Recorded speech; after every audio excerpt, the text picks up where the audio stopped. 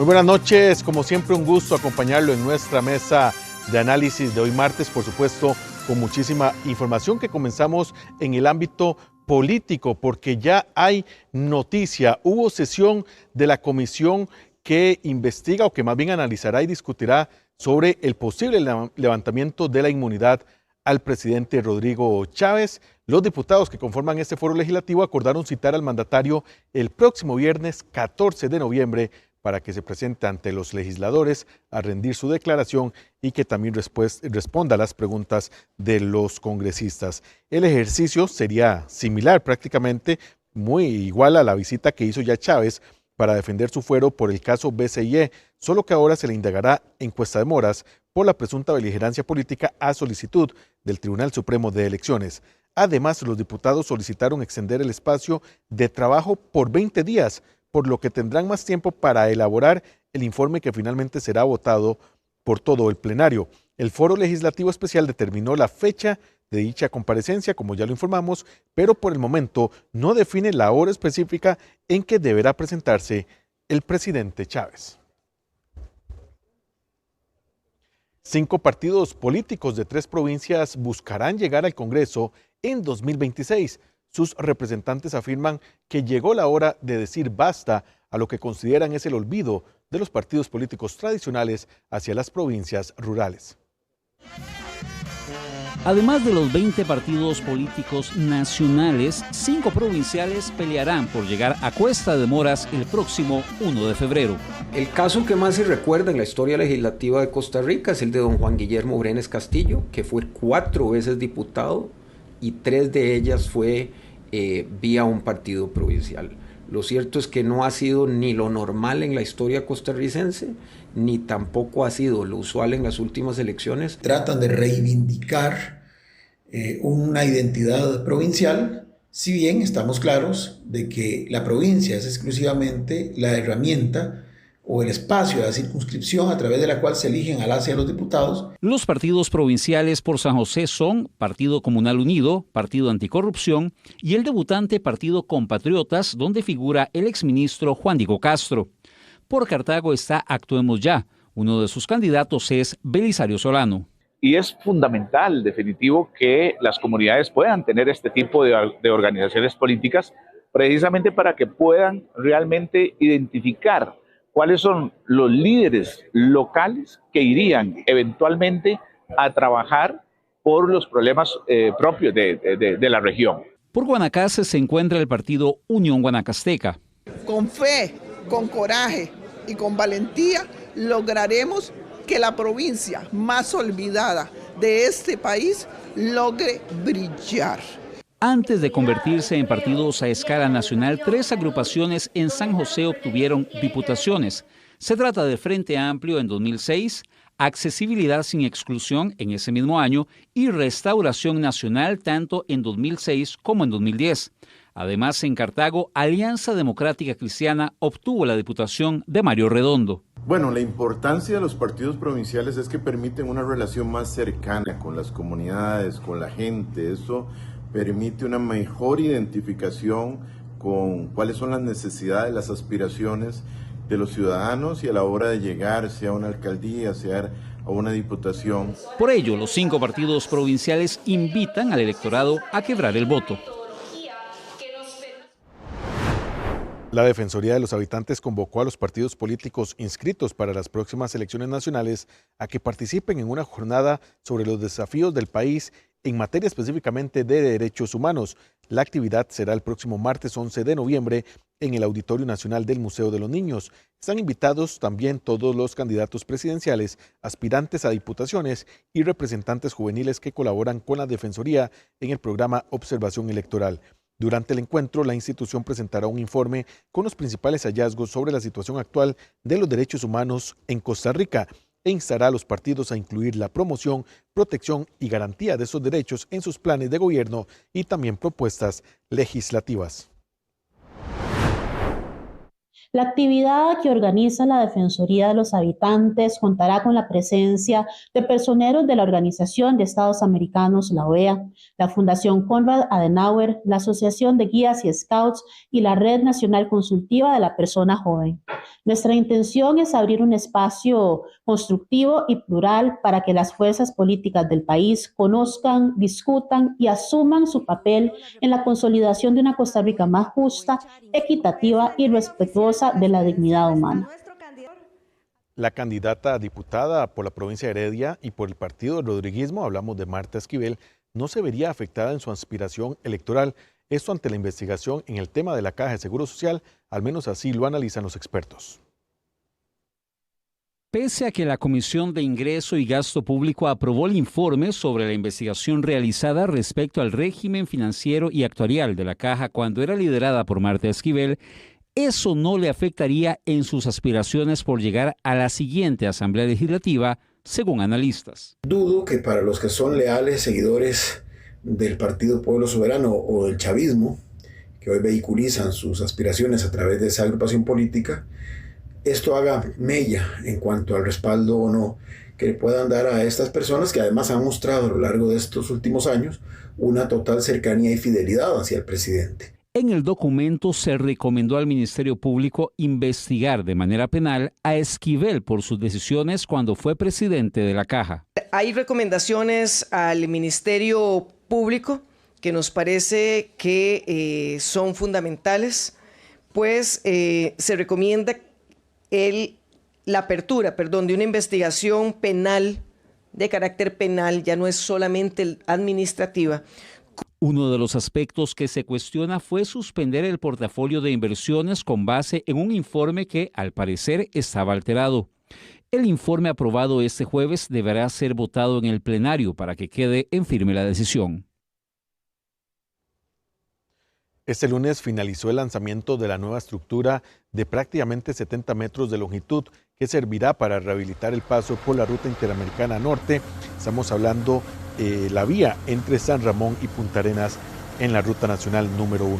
Asimismo, se inició con la colocación del piso del nuevo puente tipo Bailey y posteriormente se hará un control de aguas y el resocado de toda la estructura doblemente reforzada y de 90 toneladas de peso aproximadamente. Sumado a esto, se trabaja en los rellenos de aproximación al puente tipo modular. Las labores se centran en el carril de giro, donde ya están listas las marcas topográficas y se colocarán 40 centímetros más de material en la superficie. El paso, eso sí, muy importante para todos los conductores, se mantiene cerrado a la espera de que el MOP anuncie oficialmente la fecha de su reapertura, por lo cual se recomienda a los conductores de vehículos livianos viajar por las rutas alternas entre Río Jesús y Piedras Blancas de San Ramón. Y lamentablemente las condiciones inestables hicieron, y tras la recomendación geotécnica también, de mantener el paso cerrado este martes sobre la Ruta 32. Recordemos, ayer, pasada las 5 de la tarde, se informó sobre el cierre de esta vía nacional. Será mañana, hasta que se hagan nuevas valoraciones técnicas y con las inspecciones, que se decida por parte del MOP y el CONAVI si se da una eventual apertura. No es posible proyectar en este momento una hora posible de apertura. Las rutas alternas por Vara Blanca y también solo para automotores livianos, y por Ruta 10, Turrialba-Siquirres, y por Bajos de Chilamate, Vuelta de Copper son las posibilidades para llegar a la provincia de Limón. Y mañana, 5 de noviembre, la Universidad Fidelitas organizará su Feria de Empleo en carreras de Ciencias Sociales y Económicas 2025, con más de 800 plazas disponibles en diferentes áreas. La actividad se llevará a cabo desde las 10 de la mañana y hasta las 4 de la tarde en el edificio Innovación, cuarto piso, en su sede de San Pedro, y estará abierta al público en general. En esta actividad participarán más de 22 empresas nacionales y también transnacionales, estarán presentes en esta feria. Los asistentes podrán aplicar a puestos en finanzas, contabilidad, recursos humanos, análisis económico, servicio al cliente y gestión administrativa, entre otros.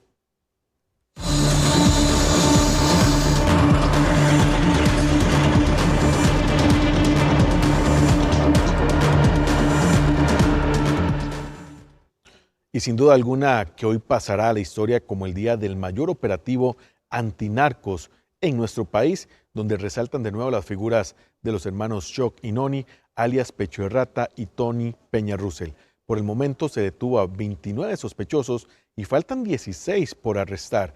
Tras 64 allanamientos, el decomiso de más de 2.000 millones en bienes, cerca de 300 millones de colones en efectivo y casi 70 fusiles de asalto.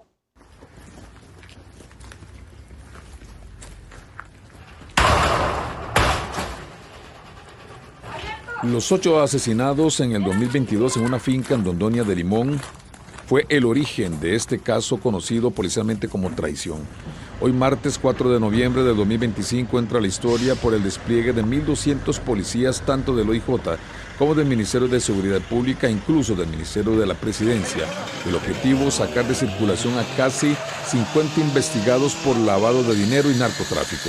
Se denomina traición porque inicia cuando se da el óctuple homicidio en Dondoña de Limón, en el Caribe Sur, donde fallece alias Ratón y 7 personas más en una finca que era de alias Choc, al cual estábamos poniendo como cabecilla. Los cabecillas de esta organización son alias Choc y alias Noni. Uno de estos sujetos está detenido en Inglaterra, en el Reino Unido, como ustedes ya saben, está para ser extraditado o procesado en Inglaterra o extraditado hacia los Estados Unidos. Y alias Noni está en estos momentos detenido aquí en Costa Rica para ser trasladado a los Estados Unidos. Algunos números: 64 allanamientos, 57 investigados, 45 por detener de acuerdo al OIJ. En cuanto a armas de fuego decomisadas, casi 70, la mayor parte del arsenal, rifles de asalto AR-15. Y solo al grupo de Tony Peña Russell, alias Laté, se les vincula con 78 asesinatos a sangre fría desde el año 2022. En este momento las autoridades judiciales están haciendo un total de aparentemente 69 allanamientos. Lo que están haciendo es verificando propiedades y verificando los detalles de una investigación que es larga de hace varios años, relacionada con legitimación de capitales. Una vez más sale a reducir policías internacionales, gobiernos amigos trabajando de la mano con las autoridades ticas. Además, entre las mujeres detenidas, la Policía Judicial informó que está Anita McDonald, familiar directo de alias Noni. Además, fue ex líder turística regional de Limón y parte de la Junta Directiva del Incopesca entre el año 2014 y 2018, destituida en el año 2015. Esto es parte de las coordinaciones que también tenemos con la DEA. Como ustedes saben, y ya lo explicó Michael, hay 2 personas, quizás los líderes de esta organización, que ya están detenidos, uno en Inglaterra y el otro en Costa Rica, esperando ser extraditados a los Estados Unidos. Esto es parte, reitero, de la capacidad que tiene nuestro país para realizar este tipo de investigaciones. En algunas ocasiones se nos ha consultado si teníamos investigaciones con personas extraditables. Bueno, este es uno de los ejemplos claros en donde Costa Rica también tenía sus propias investigaciones con personas extraditables. En el año 2022, que se originó la investigación, a la banda se le decomisó más de 100 toneladas de drogas, se ejecutó más de 100 allanamientos sumando los de hoy martes y se les vincula a unos 170 homicidios en distintas zonas del país. Bueno, por supuesto que este es el tema para analizar hoy en nuestra mesa de análisis. No es un operativo cualquiera, es un mega operativo, el más grande en la historia del OIJ, y donde, como ya lo vimos, se desarticuló al que ya se considera el primer cártel costarricense. Por eso hacemos contacto en nuestra mesa de análisis con 2 expertos. Tendremos en este momento, ahí lo vemos, a su derecha Rodrigo Campos, encargado de la carrera de Criminología de la UNED, y a la izquierda, don Esteban Ruiz, analista en seguridad. Muy buenas noches a ambos, muchas gracias por acompañarnos, y quisiera comenzar con las primeras impresiones. En mi caso, muchos años de darle cobertura a allanamientos, ustedes como expertos, por supuesto, muy de la mano, siguiendo el día a día de las acciones del Poder Judicial. Sus primeras sensaciones y análisis. Podemos comenzar con usted, don Rodrigo, sobre este mega operativo judicial. Muy buenas noches a ambos. Gracias, muy buenas noches.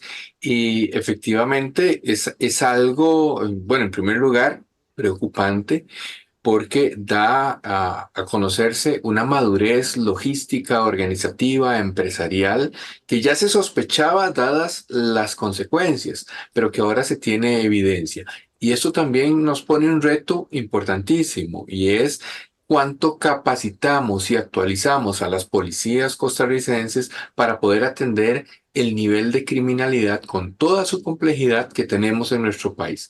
Esto nos plantea retos importantes en la política nacional, porque definitivamente Costa Rica no se va a mover del mapa y esto eventualmente va a cambiar de forma, va a buscar otros nichos y nosotros seguiremos en el riesgo país. Don Esteban, sus primeras impresiones también, análisis de este megaoperativo. Sí, a mí honestamente me deja un sabor de boca muy amargo, porque ya Costa Rica, al tener su propio cartel, demuestra el nivel de liderazgo y expansión internacional que implica que este grupo no se está limitando al narcomenudeo local, que es lo que siempre hemos venido aseverando de los grupos locales, sino que opera como un cartel en sentido pleno, con un control de mando definido, capacidades logísticas globales, estructura financiera y un control territorial sumamente importante, lo que lo convierte en una amenaza muchísimo más compleja para la seguridad nacional, porque transmiten ese poder económico, redes de apoyo criminal y una capacidad para influir tanto en el ámbito local como en el ámbito internacional. O sea, estamos hablando de una estructura ya a un altísimo nivel, y como lo hemos visto, con un mini ejército con armamento de grueso calibre que pues puede combatir perfectamente a nuestros grupos policiales. Y como decía don Rodrigo Campos, muy atinadamente, la policía, pues posiblemente el policía tradicional, el policía que cuida nuestras calles en los grupos operativos tradicionales, no esté muchas veces a la altura del armamento que estos grupos pueden llegar a acumular por la cantidad de recurso económico que tienen. Entonces es sumamente preocupante, y también a nivel operativo me preocupa la capacidad de respuesta que tiene la policía, aparte de lo que deseado también don Rodrigo con respecto a... Vamos a retomar ya casi con don Esteban, también don Rodrigo. Eso que comentaba don Esteban, esa independencia estructural que también nos lo explicaba nuestro compañero Alberto Cuadra, ¿cuánto debería inquietarnos? Ya no es algo pequeño, ya estamos hablando, hace unos años hablábamos de cárteles y nos los imaginábamos como situaciones fuera de nuestro país. Esto ya es una realidad. ¿Cuánto debería inquietarnos y preocuparnos esto, don Rodrigo? Claro, el crimen utiliza las formas de hacer y de pensar y de organizarse que tiene la sociedad que lo alberga. Nuestra sociedad costarricense es muy compleja, tiene una capacidad organizativa importante. Vemos que nuestro parque empresarial legal, digamos, las empresas normales, tienden a volverse más complejas, a especializar algunas partes, incluso eventualmente llegan a adquirir servicios fuera de la empresa, por ejemplo, los servicios de seguridad, proveeduría, limpieza, etc. Los grupos criminales van a seguir exactamente esas mismas formas, no pueden simplemente inventar de la nada, sino que utilizan los recursos que tiene cada sociedad.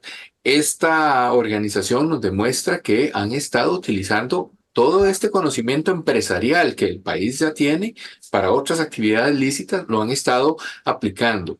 No descartemos que también existan organizaciones modulares, es decir, que no tienen esta estructura tan compleja y definida, sino que si necesitan el servicio de transporte, pues alquilan a un grupo que se encarga de transporte, igual con sicariato, igual con armas, igual con municiones, con inteligencia, etcétera, etcétera. Y también tenemos otro fenómeno, que es el de las franquicias, ¿verdad? Ya hay grupos que se dicen, yo soy de el cártel de Sinaloa, yo soy de los Zetas, porque estos grupos también tienen ese tipo de representaciones, de alguna manera ofrecen algún apoyo logístico, algunas rutas, y permiten usar el nombre con muy poco control fuera de sus fronteras, pero que de alguna manera les da algún tipo de comisión y participación. Al igual que operan, por ejemplo, panaderías, ventas de helados, de supermercados, tipo franquicia, pues también tenemos eso.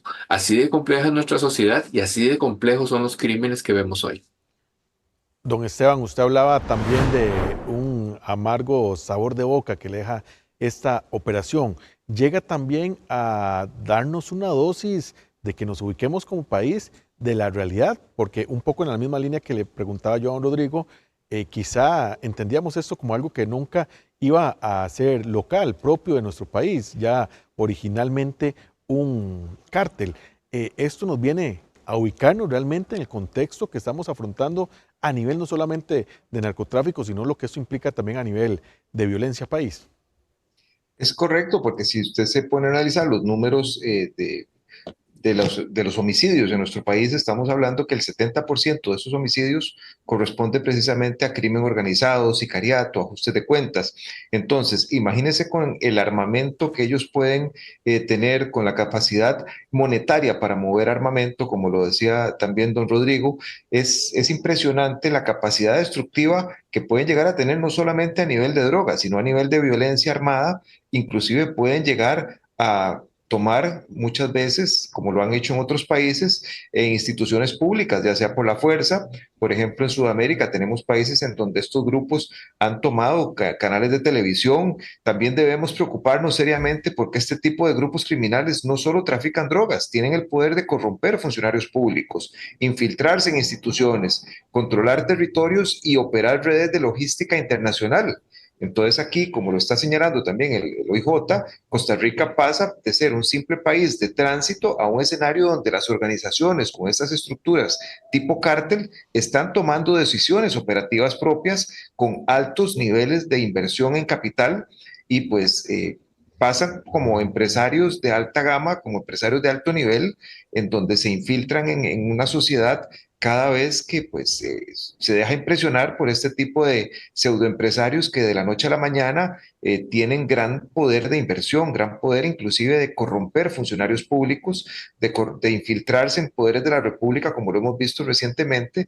Entonces eso es altamente preocupante, aparte de la capacidad de violencia que pueden llegar a tener. Imagínese usted, por ejemplo, que la policía, nuestra fuerza pública, que tiene que ir a ponerle el pecho a las balas, como lo estamos viendo en estas imágenes, para comprar un equipo, para recibir un donativo, incluso tiene que pasar por altísimos trámites burocráticos, mientras que estos grupos de crimen organizado, con una llamada telefónica, con un mensaje, utilizando un radio que ya tienen previamente programado, tienen la capacidad de comprar municiones, comprar armas, cambiarlas por droga, comprar armas de altísimo poder destructivo, inclusive para pensar en amedrentar a poblaciones, amedrentar barrios, amedrentar hasta la misma policía, y eso ya es sumamente preocupante. Ese es el sabor amargo que me deja a mí, que ya muchas veces estos grupos podrían inclusive superar en niveles de fuerza a nuestros cuerpos policiales, y esto realmente ya es preocupante. Don Esteban, don Rodrigo, en esa exactamente línea que nos trae don Esteban de preocupación e inquietud, creo que no podemos dejar de vincular una realidad también. Estamos en coyuntura político-electoral. La infiltración de estos grupos mediante algún mecanismo de financiamiento o cualquier otra situación es algo que tampoco podemos ignorar hoy en día. El peligro que representa la posibilidad de que estas estructuras lleguen también a esta fiesta político-electoral que debería ser así, pero que también abre esa posibilidad por el tema de lo que representa el poder, la capacidad económica de estos grupos. Don Rodrigo, esta pregunta es para ambos, entonces quisiera el análisis de ambos. Comenzamos con usted, Rodrigo, gracias. Efectivamente, bueno, tomemos primero en cuenta de que esto no ocurrió de la noche a la mañana. Este caso se viene investigando desde hace años y tampoco llegaron ahí con aquel homicidio de 8 personas, no llegaron ahí tampoco de un día para otro, sino que todavía esto es de más larga data de la que a veces quisiéramos imaginarnos. Tiene rato. Y Costa Rica, en temas de infiltración de capitales en la política, tiene décadas de tener antecedentes. Entonces, para no hacer un largo recorrido de todo esto, no estamos pensando en cosas que vayan a ocurrir, sino en fenómenos que ya tienen un camino andado. Se han hecho algunos elementos, por ejemplo, se custodia o se trata de vigilar de mejor manera de dónde provienen los ingresos que utilizan los partidos políticos. Se tiene algún registro de todas las donaciones, cuestiones en especie y eso, pero recordemos que con cada proceso electoral surgen nuevos escándalos que de dónde venía el dinero, quién puso la casa, quién dio los carros, de dónde eran esos capitales y demás. Y todavía algunas cosas no se han dilucidado completamente o bien apenas están judicializándose. El riesgo no es solamente para Costa Rica. En toda la región centroamericana, los capitales mal habidos han ingresado a las estructuras lícitas y han generado muchísimo problema, muchísima corrupción.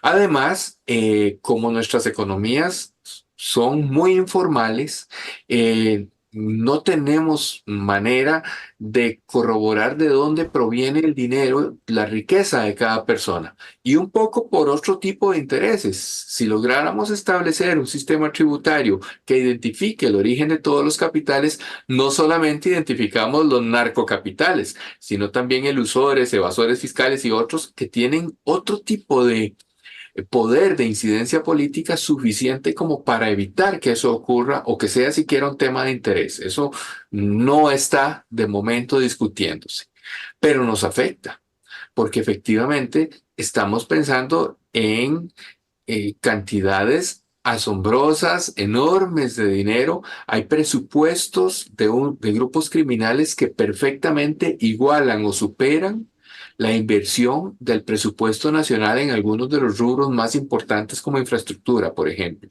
o educación. Entonces, ¿cómo es posible que tengamos grupos criminales que invierten más en su organización que lo que el país invierte en seguridad, en educación, en salud, en carreteras, etcétera? Entonces, aquí llegamos tenemos que plantearnos muy bien lo que vayamos a hacer en los siguientes meses. Y ante esa dura realidad y un desbalance evidente, don Esteban, pareciera inevitable que esta situación que estamos diciendo, como ya le decía don Rodrigo, que en los últimos años y en muchos países del mundo es una situación que lamentablemente pareciera inevitable, ¿verdad? ¿Cuál es su opinión, don Esteban?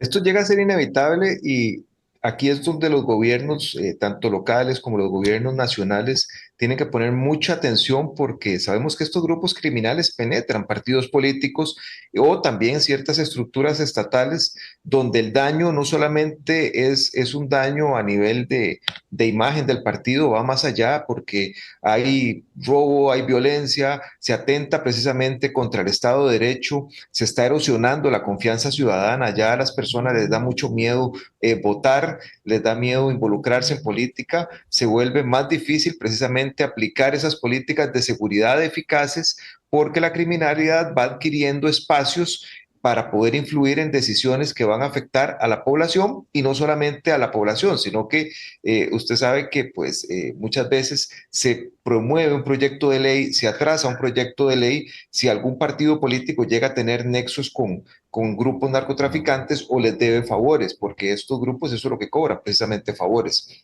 Entonces, muchas veces es muy difícil corroborar ese vínculo con ciertos grupos delictivos, pero con ciertas acciones de grupos políticos uno podría tratar de ver que están tratando de cooperar de una u otra manera que es muy difícil de probar muchas veces en que se ha generado algún tipo de capital paralelo o cosas de este tipo. Entonces, lo principal es aquí cómo se afectan nuestras instituciones, cómo se afecta la credibilidad, cómo el Estado de Derecho se vuelve pues cada vez más frágil y cada vez tenemos más grupos infiltrados precisamente en instituciones que de una u otra manera las decisiones que van tomando es para favorecer o para tratar de allanar el camino a que las políticas públicas sean más laxas en cuanto a toma de decisiones con respecto a lo que se va a hacer o no con los grupos de crimen organizado.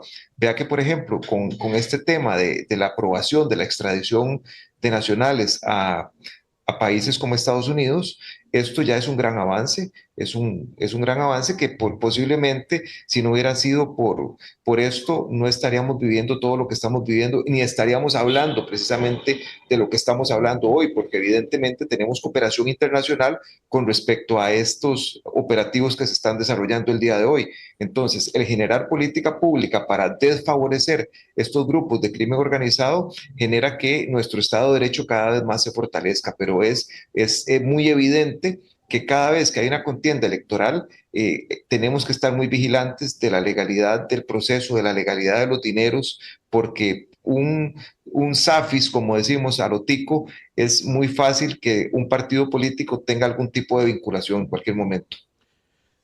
Precisamente, don Esteban, me quedan 30 segunditos para cada uno ante la consulta de que en estos operativos aparecen los nombres de personas conocidas y ya extraditables hacia Estados Unidos. Bueno, en el caso de alias Shock en Reino Unido en este momento, alias Noni, también alias Pechorrata. Hay muchos nombres. ¿Creen ustedes que muchos de estos nombres de personas detenidas o por detener podrían sumarse próximamente y resultaría, creo que inevitable, que aparezcan sus nombres en la lista de extraditables hacia Estados Unidos? Don Esteban.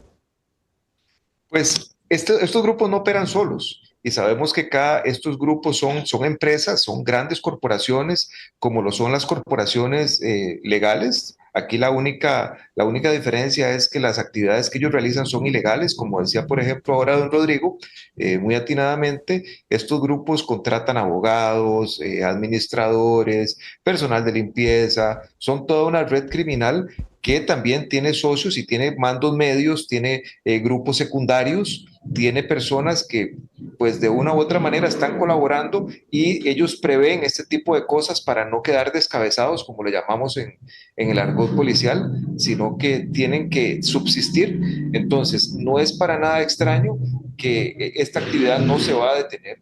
Esta actividad tiene muchísima enraizamiento en nuestro país y no se va a detener. Entonces, el no detenerse significa que van a seguir saliendo nombres, van a seguir posiblemente saliendo vinculaciones con personas influyentes a nivel de políticas públicas y esto es precisamente a lo que tenemos que estar muy vigilantes y muy atentos con respecto a qué es lo que está pasando, porque los que realmente están poniendo el pecho a las balas son nuestros policías y son las personas jóvenes que están muriendo a causa de todo este flagelo de las drogas en nuestro país. Don Rodrigo, cerramos con usted. Ningún fenómeno de estos viene en solitario. Costa Rica es un país pequeño. De alguna manera, todos nos conocemos. Por ejemplo, entre las personas que estudiamos este tipo de temas, ya tenemos hasta cierta familiaridad de encontrarnos en varios espacios como este, justamente. Lo mismo pasa en el tema del crimen. Y al ser un país pequeño, con poca población, van a salir muchos nombres, algunos ya conocidos. Otros quizás nunca los lleguemos a conocer, pero sí hay una buena, digamos, un tejido muy denso a nivel social. Casi todas las personas en Costa Rica sabemos de alguien, o por lo menos conocemos de alguien que esté metido en alguna actividad ilegal. Y lo mismo pasa a niveles ejecutivos, a niveles más altos en la organización criminal. Entonces, yo no me extrañaría si eventualmente surgen más nombres, algunos conocidos y otros no tanto. Don Rodrigo Campos, don Esteban Ruiz, muchísimas gracias por este amplio análisis y estaremos pendientes de la información que surja a partir de este momento porque parte y muchos de estos allanamientos todavía seguirán en las próximas horas a la espera de las posibles nuevas detenciones. Muchas gracias a ambos, de verdad. Buenas noches. Muchas gracias, buenas noches. Y para cerrar este tema, el OIJ confirmó que aún están pendientes 16 detenciones relacionadas con el caso Traición, la operación, como lo veíamos, más grande en la historia de nuestro país. Y durante este mega operativo de este martes se efectuaron estos 64 allanamientos simultáneos. Aquí estamos viendo precisamente las fotografías de esos 16 personas en fuga. Vamos a ver si también aparecen los nombres debajo de las fotografías y alguna información que puede ser importante en caso de que usted pueda identificar a una de estas personas. Básicamente vamos a repasar acá los nombres. Estamos hablando de Wilfredo César Robleto Álvarez, Juan Gerardo Mena Rodríguez, Orlando Queizón Angulo Prieto, Tobías Alberto Delgado Fallas, Jesús Roberto Rivera Salazar, José Daniel Paz Navarro, Carla Yajaira Picado Grijalva, Hammond Cuthbert Shegrin, Clinton Jeff McPhail Trucker, John Kennedy Montenegro Flores, Pedro Pablo Umaña Morales, Giancarlo Quesada Kiel, Aarón Eric Grijalva Joseph, Edilson Castrillón Rodríguez, Isaías Rodríguez Reyes y Wilmer Martín Blandón Zamora. Son parte de las 16 personas que todavía están pendientes de que se detenga por parte del OIJ como parte de este mega operativo conocido hoy como traición. Vamos a un corte comercial y venimos con el detalle de esa persona que detuvieron con incluso aves, cabezas de animales en su casa y armas como las que vemos en las siguientes fotografías. Ya venimos con más de nuestra mesa de análisis.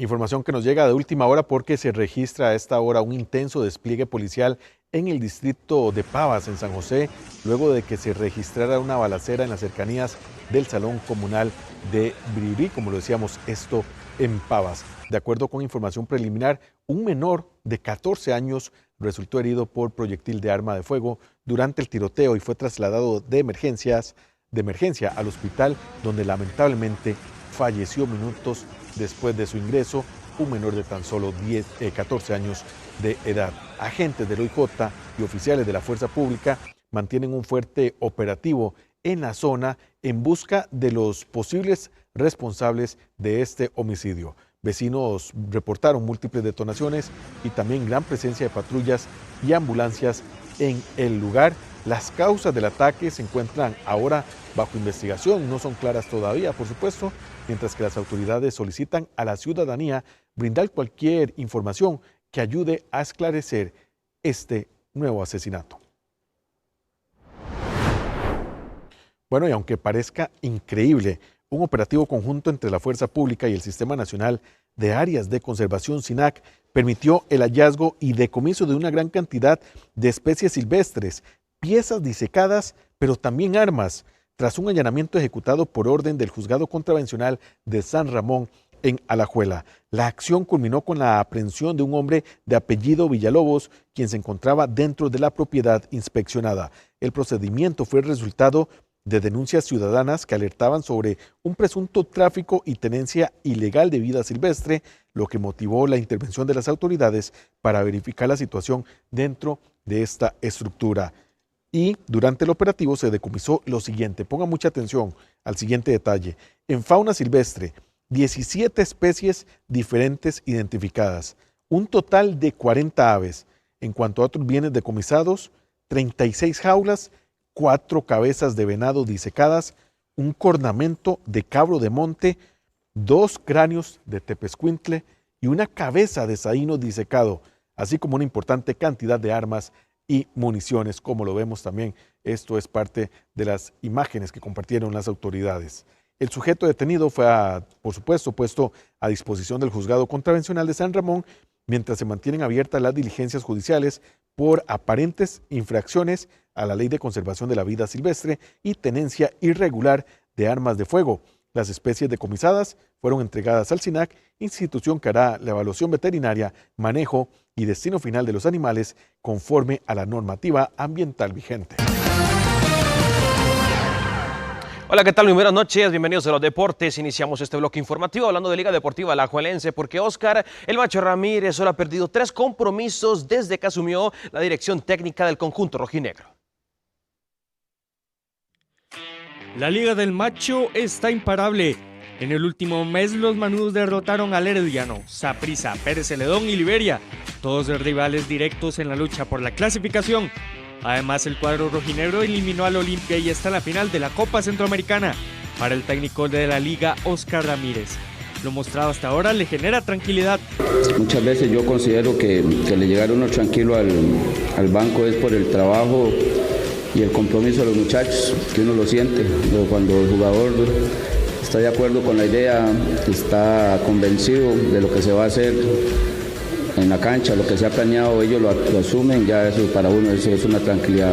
Y es que desde su regreso al banquillo rojinegro, la liga solo ha perdido 3 partidos por campeonato nacional, 2 de ellos ante Herediano y el de la fase regular de esta apertura ante Pérez Celedón. Sé dónde estoy parado y sé cómo es que se puede caminar, pero ha sido difícil. ¿Por qué? Porque tenés que competir en una copa que somos bicampeones, tenés que mantener la misma posibilidad de campeonizar y después un campeonato donde 10 equipos, se los dije yo a ustedes, creo que solo una goleada ha habido, 1 o 2, 3-0, no sé, por ahí, pero lo demás ha sido muy pegado. A pesar de la buena racha, el técnico de la liga asegura que lo más importante está por venir y que estos últimos meses del año serán claves para el futuro manudo. Lo importante es diciembre, creo que diciembre y mismo noviembre ahora con esto de la Centroamericana. Pero ahí vamos, todavía no hay que tirar nada al aire porque no hemos logrado nada, estamos en ese proceso de poder llegar lo más sólido posible a la etapa final. A la Liga Deportiva Alajuelense le restan 4 fechas en este campeonato, donde enfrentarán 2 veces al Cartaginés y además se enfrentará a Sporting y a San Carlos.